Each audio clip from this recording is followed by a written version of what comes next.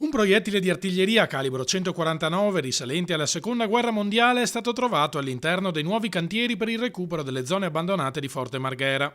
A imbattersi nell'ordigno il personale della ditta padovana specializzata in bonifiche belliche che stava effettuando le ispezioni per conto di Insula.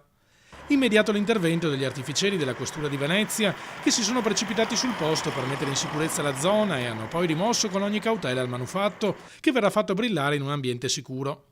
Non è il solo residuato bellico presente sotto il terreno dell'antico forte napoleonico, teatro di alcuni sanguinosi scontri tra veneziani e austriaci all'epoca della Repubblica di San Marco di Daniele Manin. Abbiamo trovato molte schegge nel corso del lavoro delle vecchie palle di cannone dell'epoca napoleonica, quindi potrebbero esserci ancora altri residuati, insomma. Manufatti carichi di fascino dal punto di vista storico e certo non pericolosi come quello rinvenuto in mattinata.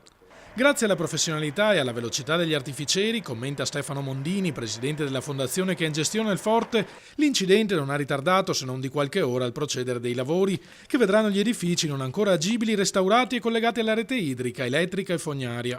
Questa è una prima fase del cantiere ed è appunto la fase di bonifica bellica, propedeutica poi al cantiere che aprirà a brevissimo, grazie a uno stanziamento dell'amministrazione comunale e che vedrà tutto il forte impegnato in un'opera di urbanizzazione primaria.